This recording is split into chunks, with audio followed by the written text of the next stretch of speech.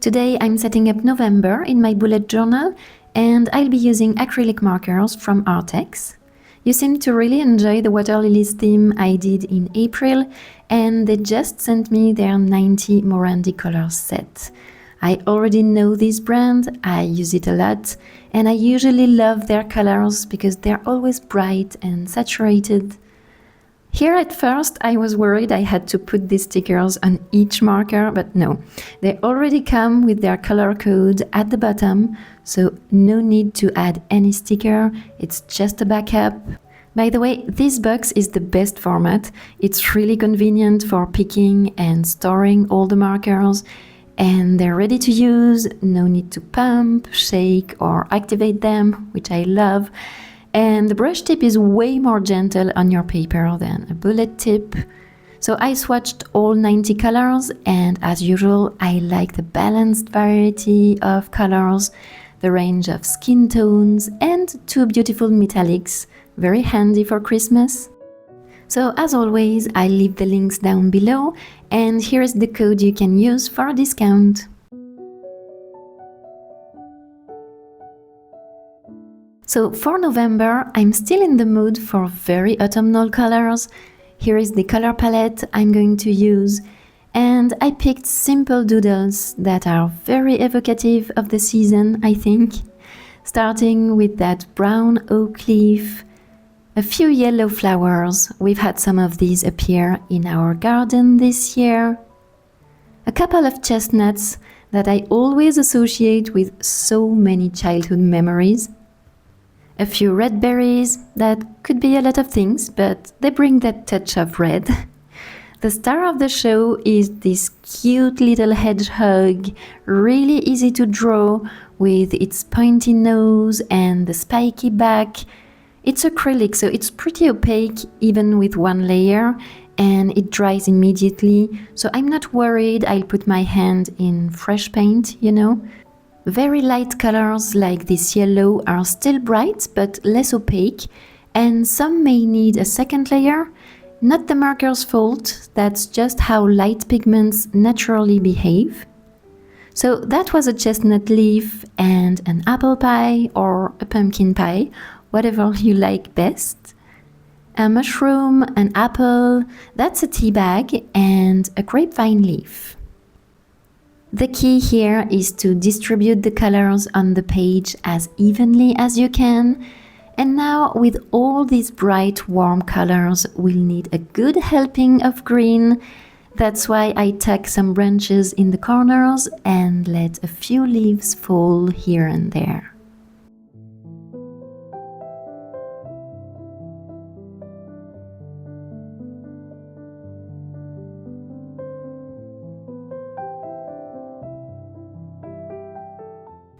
Okay, now I'm outlining everything, because when you're using paint, it's best to start with the colors and then add the outline last. That way you don't end up covering your lines and having to fix them.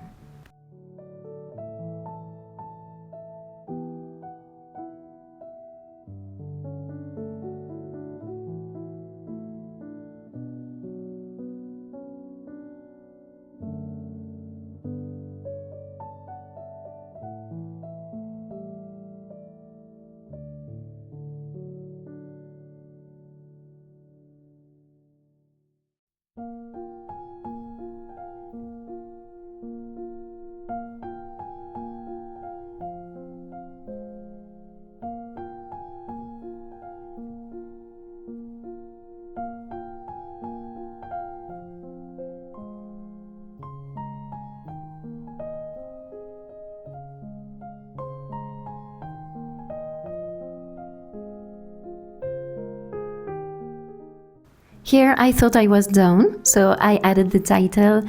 The camera was totally blocking my view, by the way. Honestly, I tried a different camera angle and didn't like it.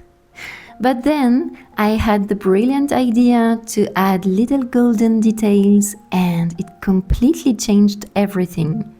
Must be the Christmas spirit.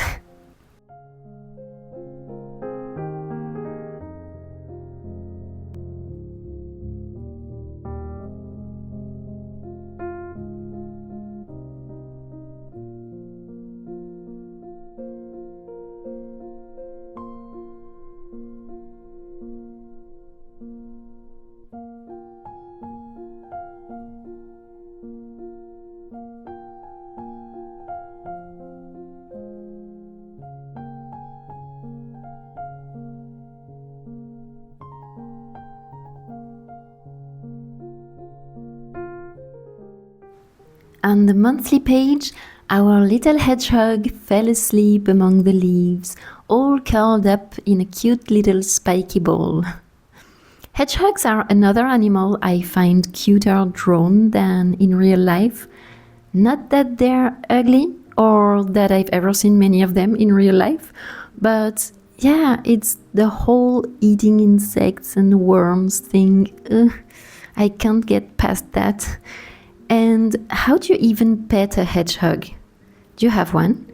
Please elaborate. Make me love them as they deserve.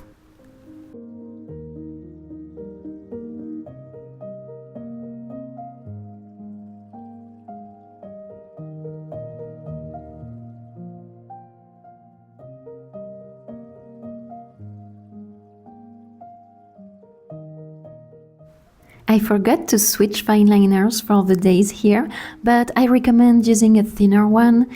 It makes your header look bolder and pop more in comparison. And November starts on a Saturday, so to fill those few awkward empty days at the start of the month, I'm adding a branch of red berries and flowers.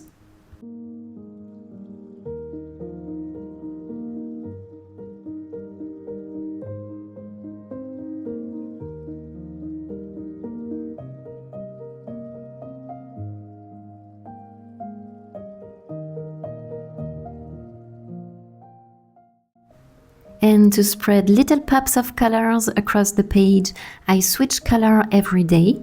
It kind of looks like autumn leaves falling.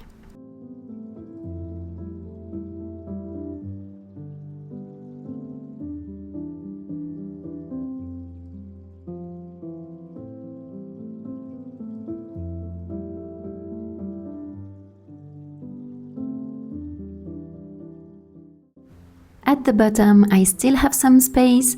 You could add a list or a tracker there, but I went with a frieze of doodles.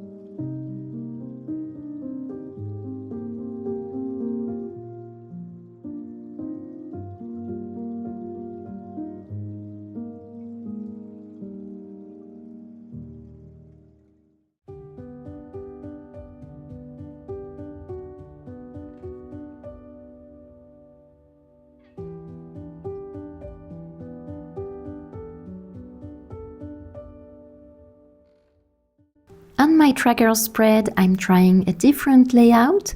I'm sprinkling the habit trackers across the page from left to right.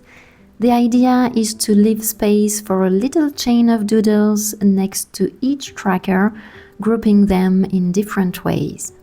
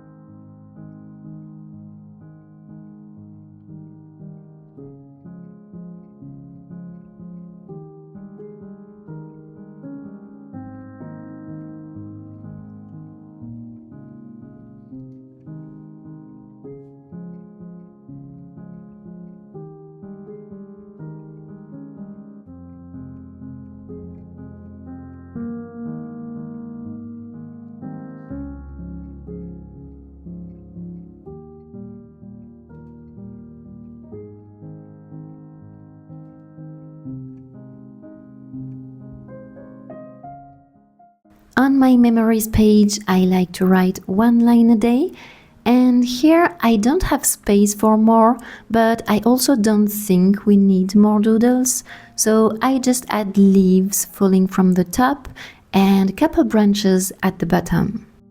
And as usual, I'll use the colors of this month to highlight the weekends.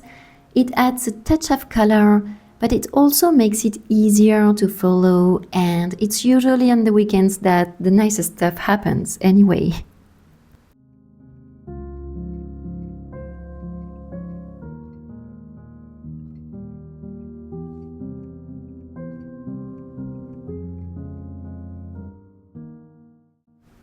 Now let's set up the first weekly.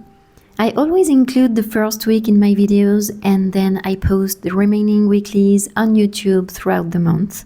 So today I start with a mini calendar for the general overview of November, and I switch colors for the daily boxes.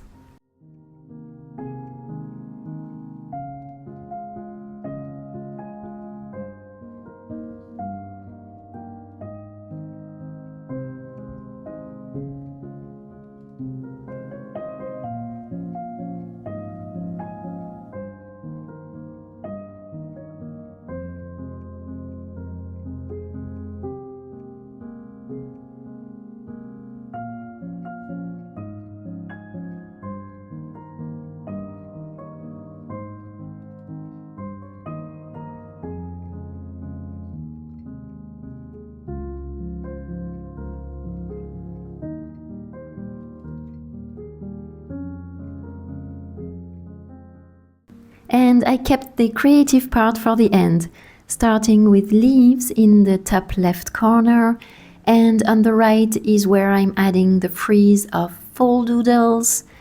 Unfortunately, I can't say that the weather matched the brightness of my theme, but it gets better in a second.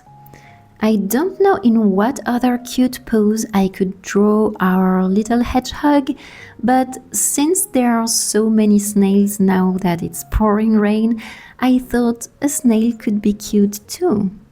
And now for your existential dilemma of the day, what do you find cuter, a hedgehog or a snail? And drawn or in real life? Very important question. Let me know. I won't judge. I just want answers.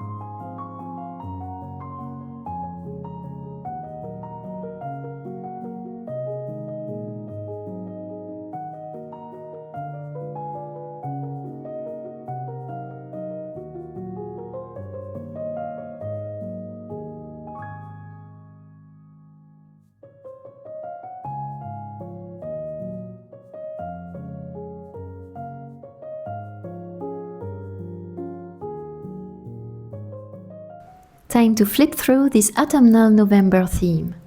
If you've made it till the end, leave me an emoji and a name for our little hedgehog buddy. Don't forget to like and subscribe so this video can reach more journalers like you. Check out the Artex acrylic markers and remember to use your code for a discount. And if you're looking for more inspiration, take a look at my previous November themes.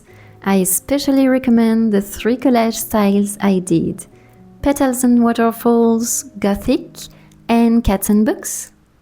I'll see you soon in the next one, and until then, enjoy planning!